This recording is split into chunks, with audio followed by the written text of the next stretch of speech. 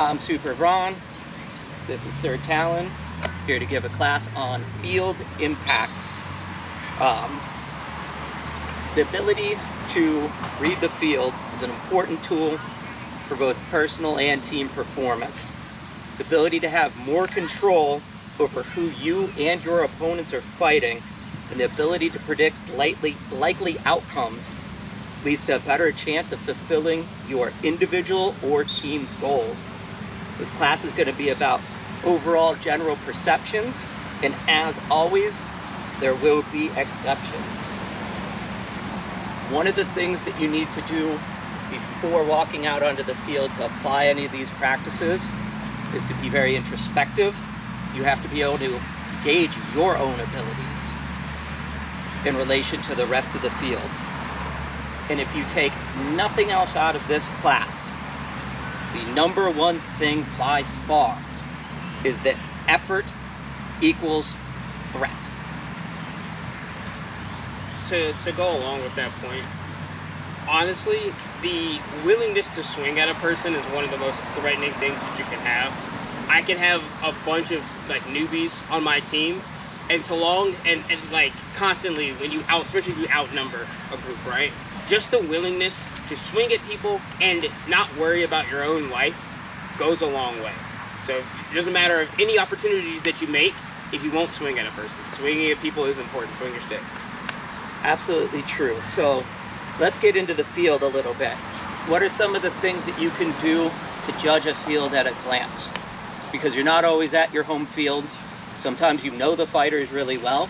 There's not a single fighter here that I haven't engaged with an awful lot.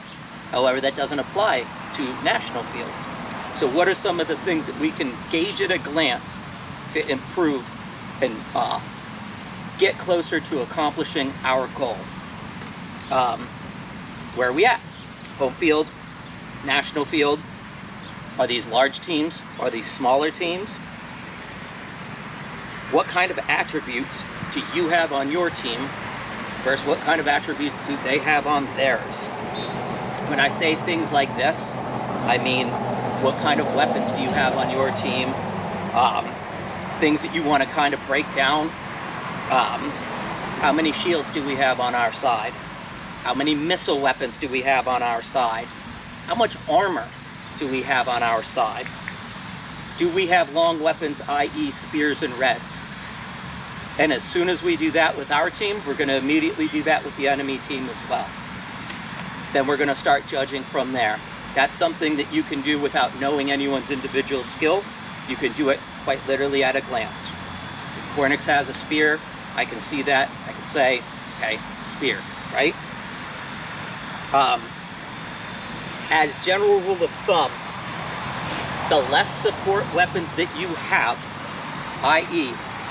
bows, spears, reds, the less of those that you have in comparison to the enemy team, the more aggressive you should be. You have to be the one to make the push. If you just let the fight sit there, they're gonna beat on you with those reds and those spears, and you're just gonna get crushed into oblivion. Whereas if you take the initiative, if you push, it might cost you a few extra wounds, but you might not be out of the fight right then and there.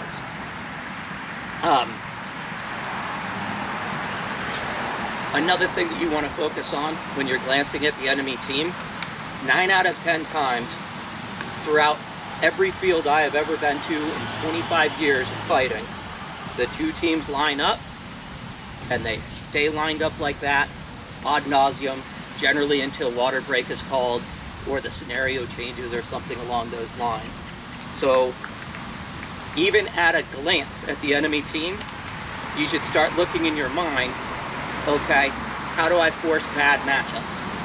How do I make sure that my strengths are hitting their weaknesses and their strengths are being frittered away into nothingness? Things like that would be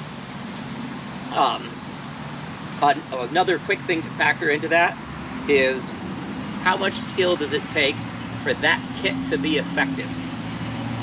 As a general rule of thumb, Florentine tends to be like the biggest. Florentine has the highest skill basement out of almost every fighting style, whereas I would make an argument that archery has the lowest skill level to be effective. These things matter when you're judging the field. Talon fighting Florentine is significantly more threatening than, say, some nobody fighting Florentine. We've seen Talon fight Florentine, we know what he's capable of. The average Florentiner, not so much. When we say bad matchups, knowing those matchups are important. So you're going to want to put things like your spears versus the Florentine fighters you might find, right? You're going to want to put your glaives next to your shieldmen so they can fight shieldmen who aren't supported by poles, things of that nature.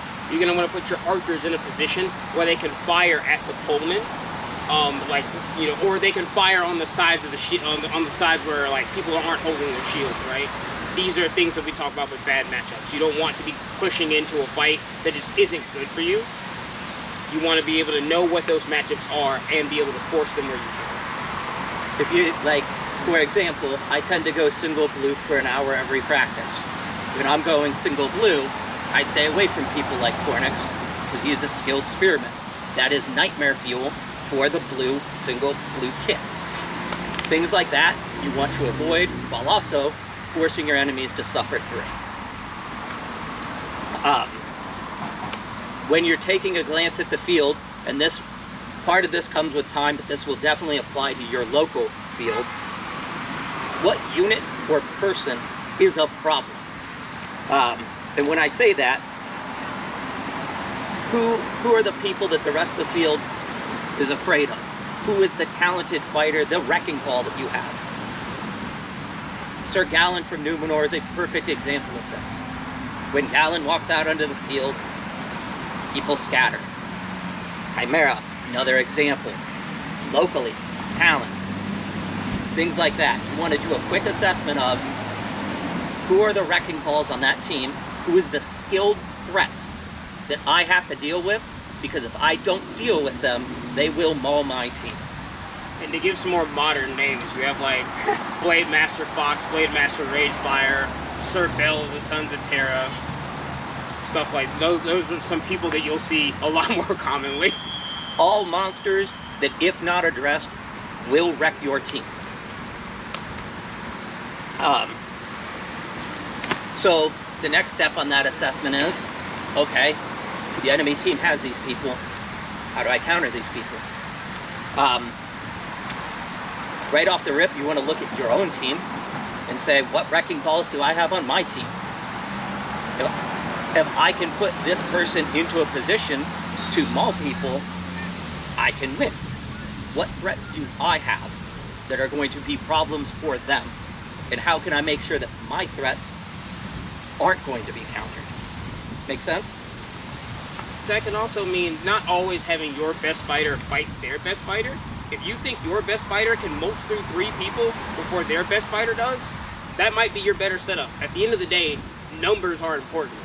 If you think that taking that high-level fighter and just having them jumped and stalled out is the best way to do it, do that.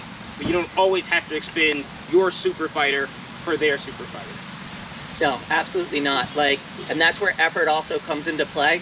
If you know that someone's like on the tournament grind, or someone, for example, hey, we went out and we partied last night, where I know that you were at the club until 2 a.m. I'm probably not going to need to beat you so much as outspeed you at that point. Some of the other things you can do to address the individual threats, you can stall them out. I don't have to be better than Bell. I just need to be within threatening range and not engaging. Bell is significantly easier to kill from behind. And if I make him, and all I have to do is just keep matching his speed. As he moves forward, I move back. As he moves back, I move forward. Just being an irritation. Stalling people out like that. Personally never lost the Bell if I could hit him in the back. So. A lot easier.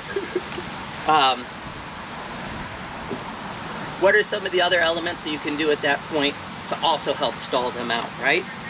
So if I know that their skill tends to focus and drift off to the flanks. If you know that you have a skilled threat on the flank, you can always just keep moving back and drawing them away. Now, I'm not going to fold with the rest of my team because I know the most common outcome of me fighting Bell is that I'm going to lose. But if I lose while buying time for my team, is it worth it? Maybe.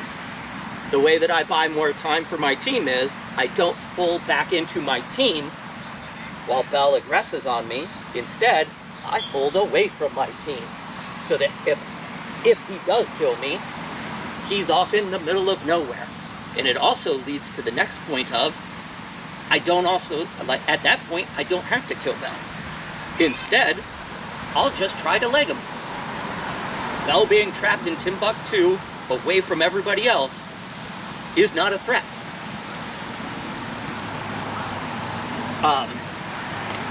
Back to Talon's earlier point, if I don't have those options available, do I have a threat on my team that's going to mulch people quicker than Bell?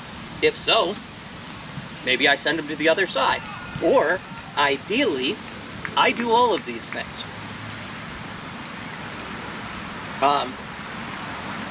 Next thing is individual threat assessment, right? Just taking a look at the national field, as I said earlier, you don't always know who the fighters are, especially if you yourself are a little bit newer, or you've only been to your local practices for a few years and now you're coming out to bigger events. Things to take a quick look at. Is your opponent's gear new? Is it high end? Is it the tournament bats from Forged Foam? Or is it a cool looking pirate sword that somebody made? These things matter with individual threat assessment, right? Chances are, if someone has the meta gear, they're probably more of a threat than someone who is coming out with more of a role play experience in mind. The carbon raids of nowadays far surpass band shop raids from however many years ago. Oh, yeah. And just the speed alone is going to be enough, because you don't need to break shields to win. You just have to hit people, and the more swings, the more chances you have to hit people, right?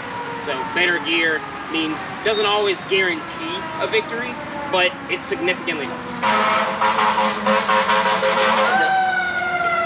Get hang tight.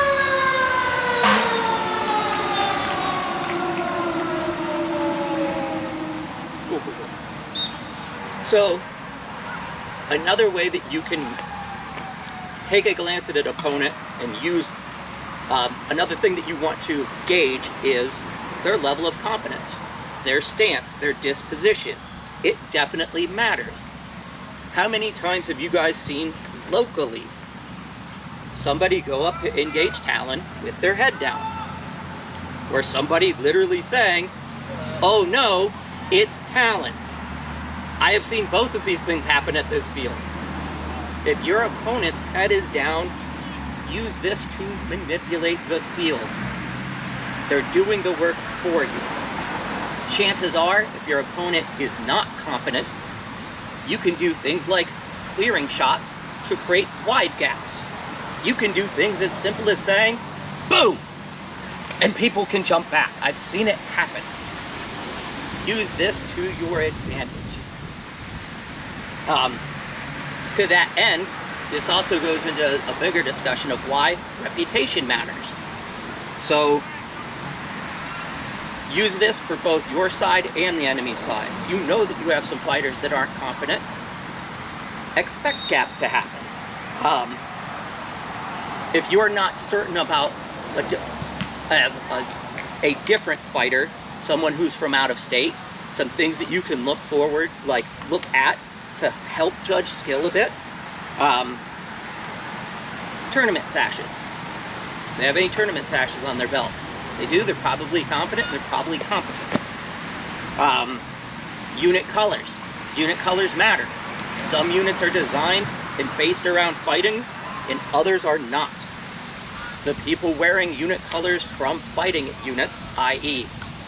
EBF, Sons of Terra, No Quarter, all of these units are tournament focused and they're filled with fighters. chances are they're going to have a higher level of confidence, and you should treat them as a threat. Also, ask people on your team. If you don't know who those people are, just ask. Who knows? You might find information that you never even thought about. Absolutely, 100%. When I started coming back out, one of the most common questions for the first couple years Alan and I fought together was, hey, who are the threats on the field? Who are the people I need to worry about? Has an added benefit of, those are also probably the people you want to seek out after the field in order to spar if you're looking to get better. Heater shields. Although not everywhere, our game does have a culture where entire realms like Numenor, you couldn't even use a heater shield unless you were a knight. In order to be a knight, you have years of service, i.e., if you see a heater shield, you're probably about to engage a vet. And the most important thing about gauging this person as a threat, do I need to win this fight? And that comes back to the earlier conversation of stalling. If Talon and I are engaging each other, and let's say Talon has a 60% win rate on me just overall, the odds are slightly in his favor. If I am forced to deal with Talon, assume that I will lose 4 out of the, or I will win 4 out of the 10 while he wins 6 out of the 10. That's not good for me. So do I have to beat Talon? Maybe I don't. Maybe I just tie him up. Like I had mentioned earlier, maybe I leg him. You don't always have to kill your opponent in order to win. Not the greater engagement. Another thing, talking about units on the field. Is there a leader? If someone is leading a group of people, they should be a priority target. People in this game come out, have fun, swing some sticks, and it is a great time. There are other people in this game that come out to lead those people. This goes back to the earlier thing about effort. These people can have all the effort in the world, but if it's not properly directed, it's easy to exploit. The people that are the people that are team leaders are the people you need to worry about the most. This also applies to your own team. How willing are these people to work with you?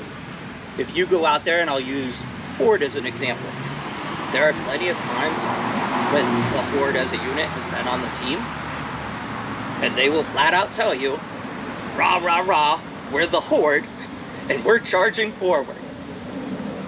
Okay, well at least I know what they're doing, right?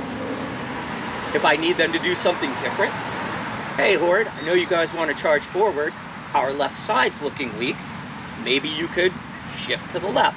How willing are these people to work with you in order to achieve the overall team goal? Make sense? Unit battles are chaotic. If you can convince the people to either your left or your right to not immediately backhack you, you'll have more fun. You'll at least get to fight at the beginning of the fight.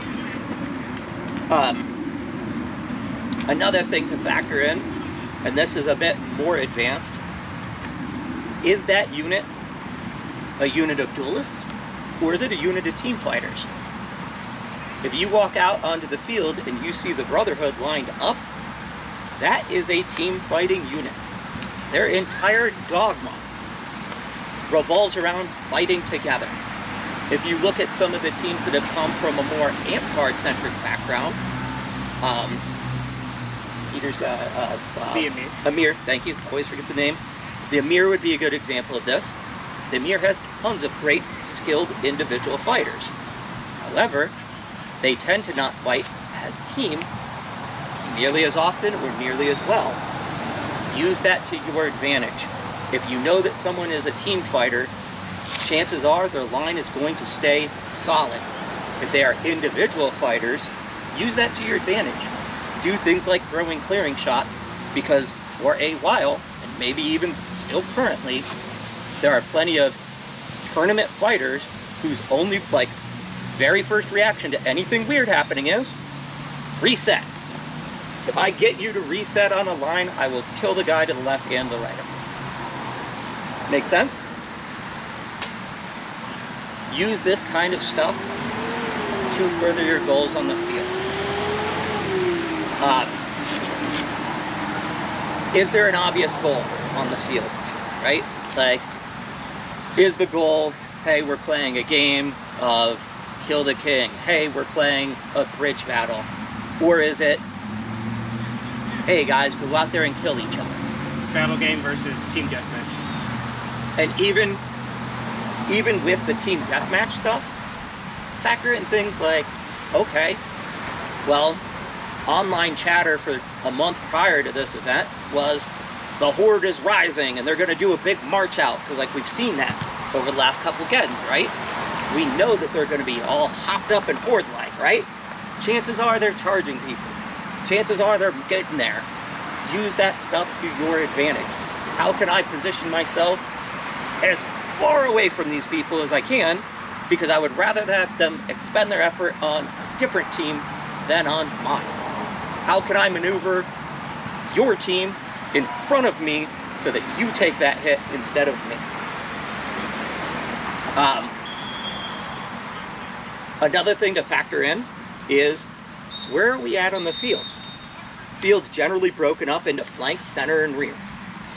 On the flanks, it tends to be super easy to find 1v1s, if that's what your goal is.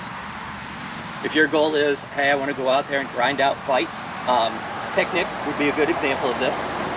I've seen Picnic go out onto the field, full lurk on the flank, and he goes out there and he tends to fight the one-on-ones and the small engagements. That's what he's there. That's what he wants. If you're looking for individual engagements, the flanks generally support that. Out on the flanks, foot speed is key. Even a newer, less skilled fighter can be more dangerous on a flank than Gallon. Gallon might be able to maul you, but only if he can catch you, and only if he bothers to put in the effort to chase you down. Again, effort comes back into play, right? The flanks are by far the worst place in the field to lose your mobility. Kind of like what I was talking about trying to deal with Bell earlier. I don't have to beat Bell to neutralize Bell if I can leg him out in Timbuktu away from everybody. All of that hitting power goes to waste if it's not in the right place. The next up would be the center of the line, right? You got your strong center. Foot speed's a lot less important in the center. You're almost guaranteed to fight people because they are coming to you. I don't have to be fast. I don't have to chase people down.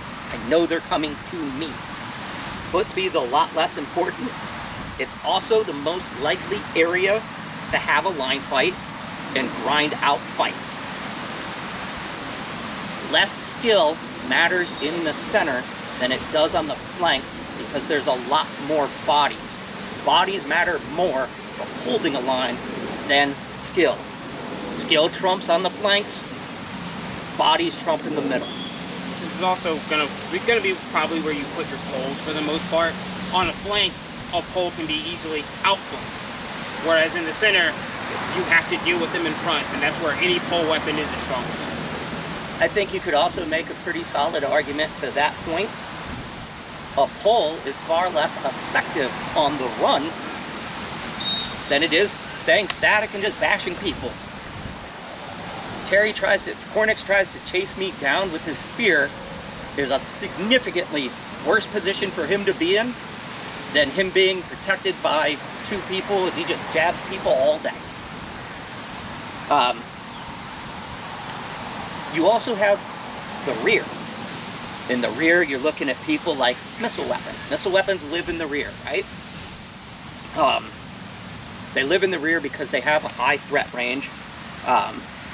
The more damage you take to the rear, the less options you have immediately.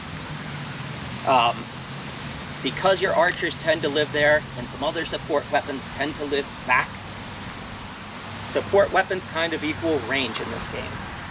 Like, if you were looking at it as an individual fight, that would be your engagement range.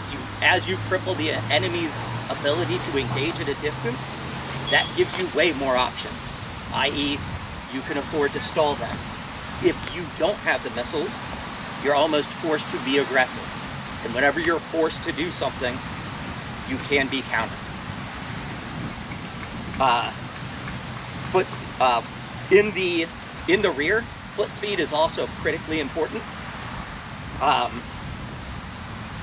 Your missiles should also know where to fall back to. Have a guard or two in the back, maybe a skilled fighter or two. Their foot speed is going to be critical unless your archers know to run to the distance, because they will be the ones trying to counter the people that slip through the flanks.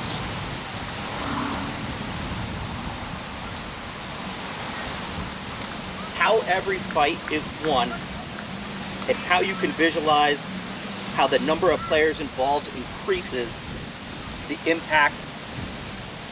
The number of players involved, how as the number of players involved increases, the impact of individual skill decreases. Kind of like what I was saying about being in the center earlier. In addition, as the number of players increases, the ability to be in the right place becomes more important. It is significantly, if you see a 100-on-100 fight, you know that the lines are going to engage.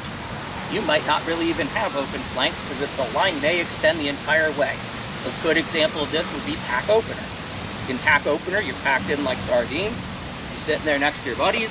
I am guaranteed to fight the 3 people in front of me, so is Talon, and vice versa. Whereas if you have an open field like Eden, now we can use our foot speed. Now that kind of matters. Now maybe I shift Talon 15 feet to the right. Things like that.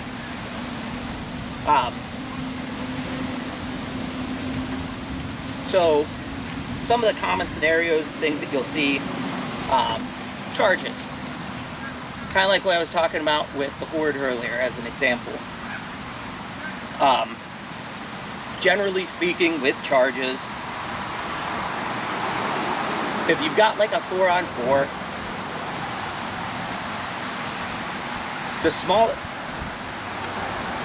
the smaller your team is compared to the enemy team, and the more skilled your team is versus the enemy team, should dictate how you want to react to charges. If you have more skilled team and they have more numbers and they charge you, you do not want to meet that charge. You tend to want to scatter. The reason that you want to scatter is, as people charge, especially with the more bodies, less skill, they string themselves out. Strung out teams are easy to piece up. If you try to meet that charge, you will take the one advantage that you have, which is skill, and waste it against an infinite amount of bodies. You can get overwhelmed. Now it doesn't matter that you're a more skilled fighter because you're fighting 3 people, all of which are in range, because you have chosen to accept the charge. Whereas if you can scatter out of it, you can dictate how and when you fight those people. Very few people are movie level hero good, so someone is guaranteed to hit you at some point in time. Like, just, you're not going to block everything, you're not going to be able to account for every single person in a pitch fight. Don't make it a pitch fight. The big thing to remember here on charges, and just in general, unit coherency matters. And they can only, like a unit can really only go as fast as its slowest member that they're not willing to abandon. Talon might be able to beat me in a sprint. I'm pretty sure he can, but it's not going to matter if he feels like he has to be tethered to my side. Other things to consider, field geography, right? We fight in a wide range of fields. This goes from the fields at, say, Beltane versus the indoor field at Pack Opener. There's different hills. Sometimes there's barriers.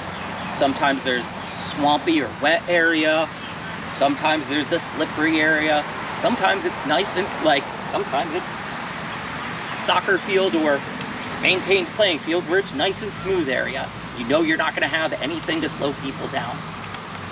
Factor that into how they're going to be able to approach you and how you're going to be able to approach them. Use those things to make choke points and break up units. A big thing to consider, especially on national fields, are you in the shade?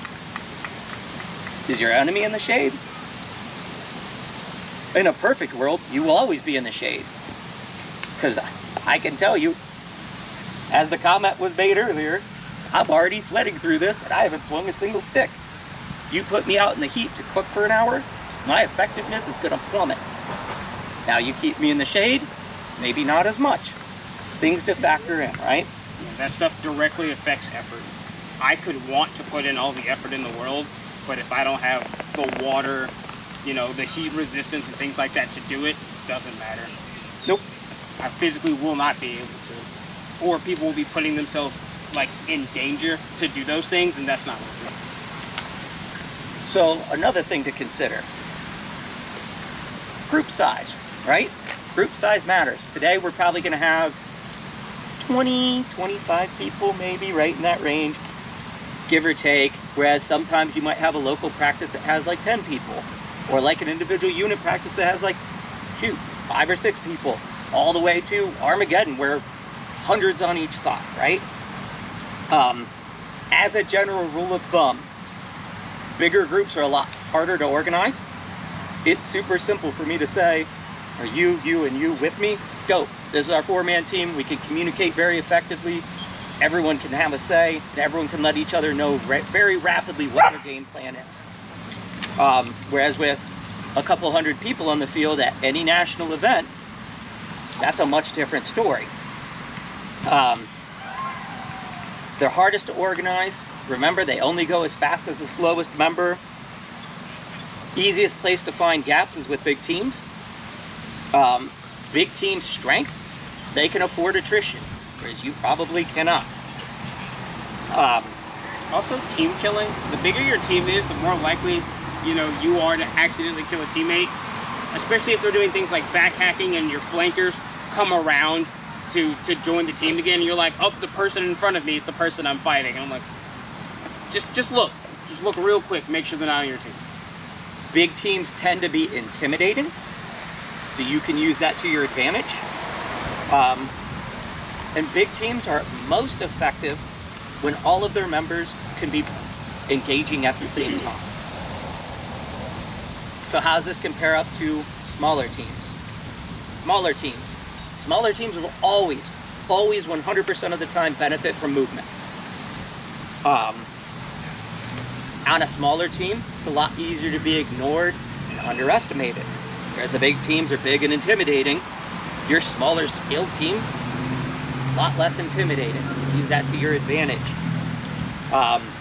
Smaller groups tend to be the easiest to intimidate, and if they're smart, they will be scattering. Bully them out of areas that you don't want them in. Smaller groups are also the hardest to track down and kill to the last man. They're the easiest to run away with, and smaller groups are the easiest to control, and they offer you the most flexibility because of that. So you might be thinking, all right, well, some of this is well and good, but I don't possess these skills yet. I don't know how to do this. So here's some of the ways that you can get better at field reading. And this applies to whether you're an actual fighter, a unit leader, or a herald. The number one easiest way to observe the field, start getting an idea of what most likely outcomes will happen, is by heralding. Heralding. If I am heralding and I see that Cornix engages Talon and loses, and then the next 5 fights in a row, Cornix has engaged Talon and lost, start planting that in your Rolodex. Okay, I know that these two are out the corner there. The likely outcome is that Cornix is going to fall. Factor that into the plan, i.e., hey, maybe if I buy Talon an extra 5 seconds, I know that Cornix is falling. That's 5 seconds for Talon to run backs. Things like that. Another way that you can get better at doing field reading, be an archer. Be an archer or an archer guard. as an archer and archer guard, you're in the back, you're relatively safe, and ideally, if your team has any organization at all, they are telling you the people to shoot. I don't necessarily need you to shoot at Gallon, who is tanked out with a tower shield. I do, however, need you to shoot at Fox, who has a red and no frontal shield. These kind of things matter, right? And you can start factoring that in by watching. Another good way to start predicting outcomes is to keep up with the meta. Attend tournaments, even if you don't fight in them, watch them. People are winning for a reason. Tournament teams are winning for a reason. Those are your threats, right? Especially your 4-man and 7-man tournaments. Those are like small field fights. That's the whole point of them. I'm gonna wrap it up with this. Remember, the biggest takeaway of this class, by far, is that effort equals threat. People that are putting in effort are threatening. People who are not so much. Walk forward, swing your stick, take your hits. Simplest rule for a reason, easiest way to put in effort. If you're like, man, I'm too tired to think about all this other stuff, walk forward, swing your stick, and let your team leader tell you what to do. If you do at least that, you'll be effective. We've run out of time for today. I've got my Durtamarian chess set in the car. If you guys want to check it out sometime, it's a great way. Think of it as one of the old school battle reports from Warhammer Fantasy, except with individuals lining them up. Hey, what does this outcome look like? And you can start kind of playing around with that. If you guys want to go over that sometime, we can have a class on that later. I'd like to thank you guys all for showing up. Does anyone have any questions?